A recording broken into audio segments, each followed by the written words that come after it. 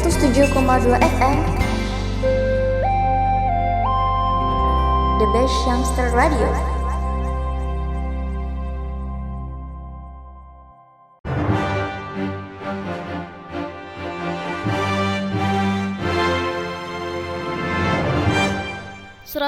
.2 FM Brand Radio, The Best Youngster Radio. Selamat pagi Brainers, dimanapun Anda berada. Jumpa lagi dalam program Brain Top Report edisi Rabu 17 Mei 2022. Selama 15 menit ke depan, sejumlah berita hangat teraktual telah kami siapkan untuk Anda. Bersama saya Pradia Tirta Raharja. Dan saya Nuzul Isnaini. Inilah Brain Top Report selengkapnya.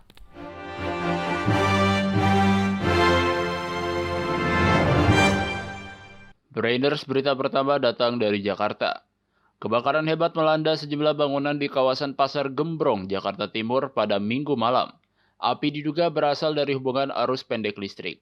Untuk berita selengkapnya, berikut laporan dari reporter kami Ilyas Maulana di Jakarta. Silakan Ilyas. Kebakaran melanda sejumlah bangunan di kawasan Pasar Gembrong, Jakarta Timur pada Minggu 24 April malam. Insiden terjadi pada pukul 21 waktu Indonesia Barat. Api baru berhasil dipadamkan pada pukul 2 dini hari.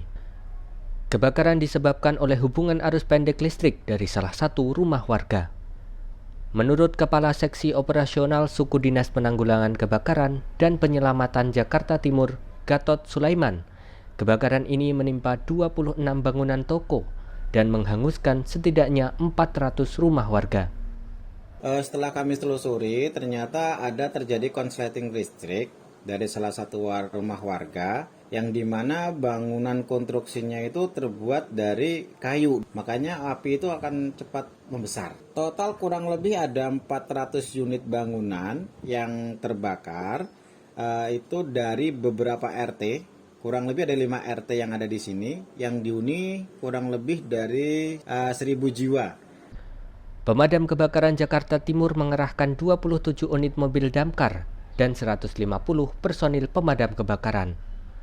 Dalam penanganan ini, pemadam kebakaran Jakarta Timur juga mendapatkan bantuan mobil damkar dari Damkar Jakarta Selatan sebanyak 4 unit dan Damkar Jakarta Pusat sebanyak 2 unit. Tidak ada korban jiwa dalam kebakaran ini, namun kerugian diperkirakan mencapai 1,5 miliar rupiah. Dari Jakarta, Ilyas Maulana melaporkan untuk Brain Radio. Terima kasih Ilyas atas laporannya.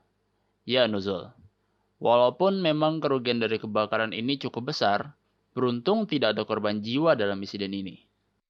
Betul Pradia, semoga masyarakat di sana diberikan ketabahan serta jalan keluar yang terbaik.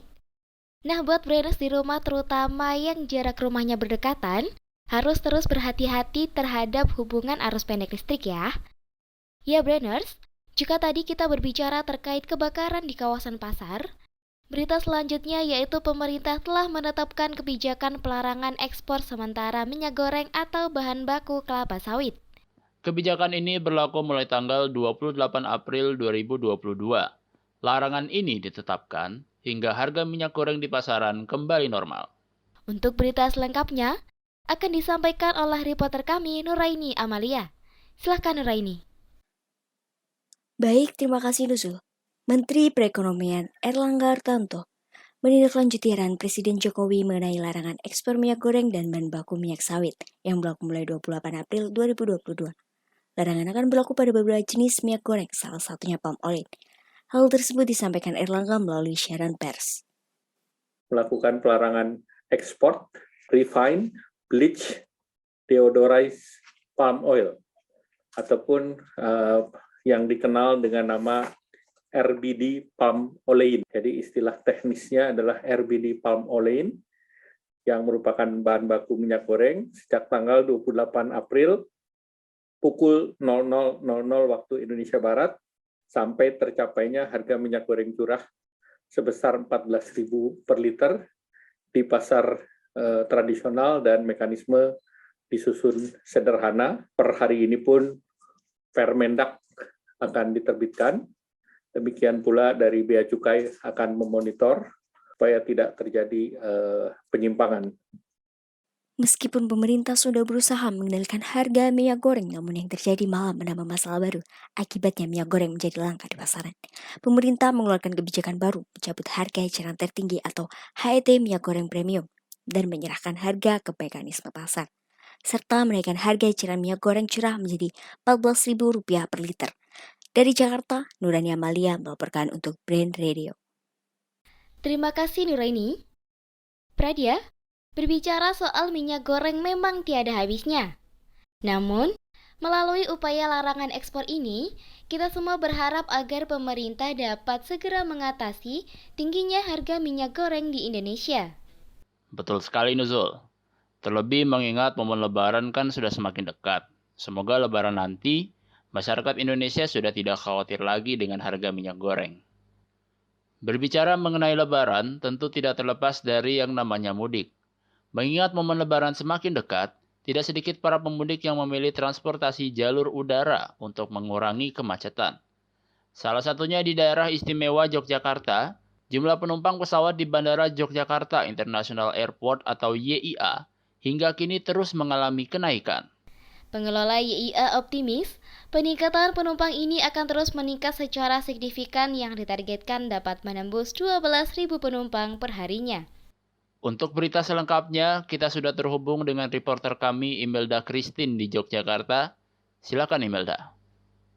Terima kasih Pradia. Brainers, sejak pemerintah memberi pelonggaran kepada masyarakat yang hendak berpergian melalui jalur udara, jumlah penumpang di YIA terus mengalami kenaikan hingga 81%.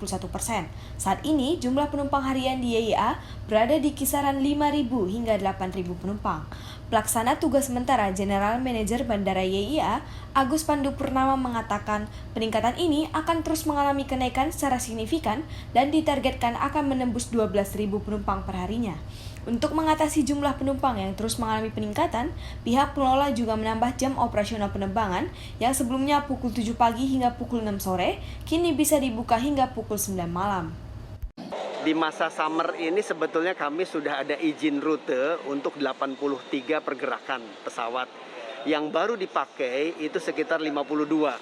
Sehingga untuk lebaran saya kira aman, artinya maskapai ini tidak perlu ada penambahan penerbangan, tapi hanya menghidupkan izin yang sudah ditetapkan oleh Kementerian sejumlah 83. Untuk mendukung penerapan penerbangan dan protokol kesehatan yang ketat, pihak Bandara YIA juga menyediakan layanan rapid antigen, tes PCR, dan vaksin booster yang akan digunakan sebagai cara utama melakukan perjalanan udara di berbagai tempat. Dari Yogyakarta, Imelda Christine melaporkan untuk Brain Radio. Terima kasih Imelda atas laporannya. Kita doakan semoga para pemudik dapat selamat sampai tujuan dan dapat berjumpa kembali dengan keluarganya. Betul Pradia. Terlebih di tahun-tahun sebelumnya kan juga masih diberlakukan larangan mudik. Dan sekarang di tahun ini baru bisa mudik lagi. Terima kasih untuk pendengar setia Brain Top Report yang masih setia mendengarkan siaran kami. Masih berbicara seputar informasi mudik. Berita selanjutnya datang dari Kementerian Agama Kemenak yang memberangkatkan 900 orang pemudik dalam program Mudik Sehat.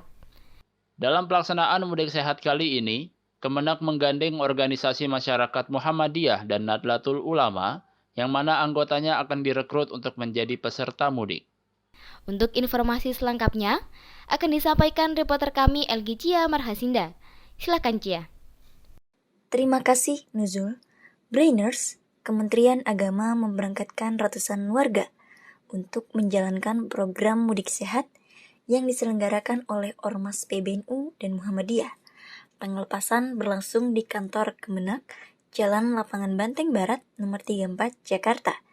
Program Mudik Sehat tersebut dilaksanakan sebagai bentuk komitmen Kemenak mendukung upaya pemerintah mencapai herd immunity untuk mudik sehat dan aman.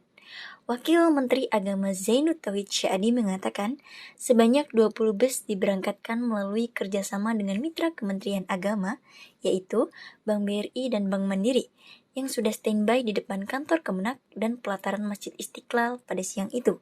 Zainud Tauhid juga menambahkan, bus mudik sehat ini akan menuju beberapa daerah di Pulau Jawa. Merupakan partisipasi dari mitra Kementerian Agama, yaitu dari Bank Mandiri dan Bank BRI. Pemudik total 1.000. Ya, jadi masing-masing bus itu isinya 50 orang. Insya Allah dalam kondisi yang nyaman. Mudik Sehat Kemenak menempuh rute perjalanan ke beberapa wilayah di Pulau Jawa. Sebelum diberangkatkan, para pemudik juga dipantau kondisi kesehatannya dan dipastikan telah mendapatkan vaksin booster. Dari Jakarta, Elgisia Marasinda melaporkan untuk Brain Radio. Terima kasih Cia. Beralih ke berita selanjutnya. Brainers, kalau tadi kita sudah berbicara soal mudik, maka arus balik mudik juga tidak bisa dilupakan. Pengaturan arus balik ini juga perlu diperhatikan untuk mengurangi kemacetan. Betul sekali Nuzul. Untuk mengatasi kepadatan arus balik, Kemenpan RB mendukung gagasan dari Kapolri terkait WFH ASN. Bagaimana informasi selengkapnya? Langsung saja akan dilaporkan reporter kami Eunika Aderian. Silakan Nika. Terima kasih Pradia. Kementerian Pendayagunaan Aparatur Negara dan Reformasi Birokrasi Republik Indonesia beri dukungan atas gagasan atau usulan Kapolri terkait work from home yang diberikan kepada ASN. Dengan adanya pelonggaran mudik, menurut Deputi Bidang SDM Kemenpan RB Alex Dani, Kapolri dan jajarannya memahami bahwa diperlukannya kembali work from home untuk mengurangi kemacetan arus balik selama mudik Lebaran. Pak Menteri sangat mendukung gagasan ini. Mengingat kita sebetulnya juga masih berada dalam PPKM kan. Jadi sudah ada aturan PPKM juga yang membatasi WFO sebetulnya. Jadi kesempatan ini kalau memang dirasa bisa mengurai sedikit kemacetan, itu pejabat pembina kepegawaian dapat memanfaatkan 1 minggu ini untuk mengoptimalkan WFA. Pejabat pembina kepegawaian mendapatkan kewenangan dalam mengatur sistem WFH di setiap daerah masing-masing. Dan kementerian memberikan usulan kepada ASN untuk menambahkan waktu cuti jika dirasa kondisi yang kurang memungkinkan untuk melaksanakan work from home.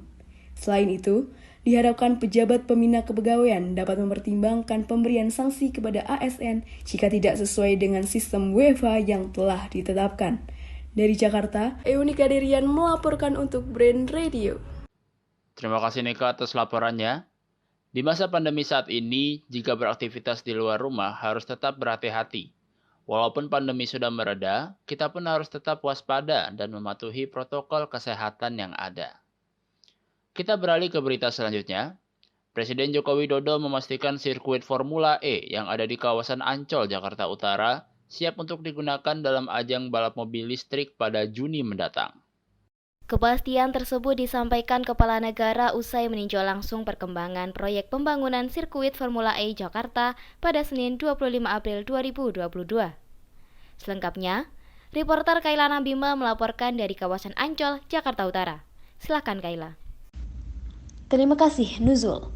Brainers, tiba sekitar pukul 15.10 waktu Indonesia bagian Barat, Presiden Republik Indonesia Joko Widodo disambut Gubernur DKI Jakarta Anies Baswedan. Setelahnya, Presiden langsung berkeliling meninjau proyek pembangunan sirkuit dengan menggunakan mobil golf yang dikendarai langsung oleh Gubernur DKI Jakarta Anies Baswedan. Saat berkeliling, Presiden tampak sesekali berhenti untuk melihat langsung sirkuit yang telah diaspal tersebut. Presiden pun berharap proyek pembangunan sirkuit tersebut dapat berjalan sesuai dengan jadwal yang telah ditetapkan. Ya, saya ini ingin melihat persiapan Formula E seperti apa, dan di lapangan seperti kita lihat, saya kira untuk trek balapannya sudah siap.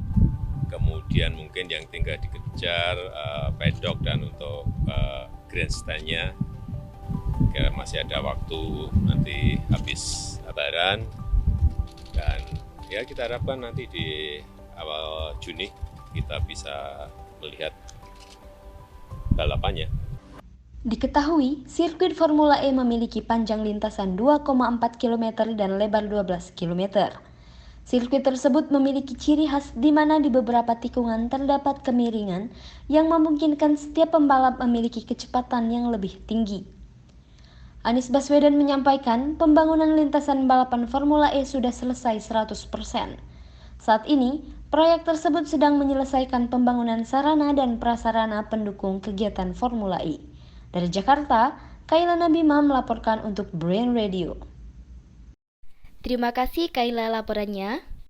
Brainers, berita tadi sekaligus mengakhiri perjumpaan kita pada program Brain Top Report hari ini. Sejumlah berita aktual dan terhangat telah kami sampaikan kepada Anda.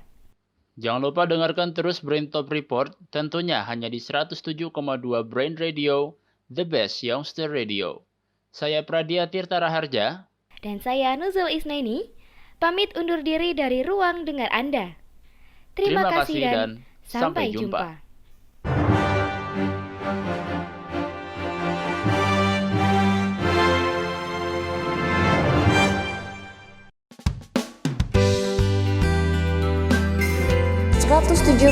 FM The Best Youngster Radio.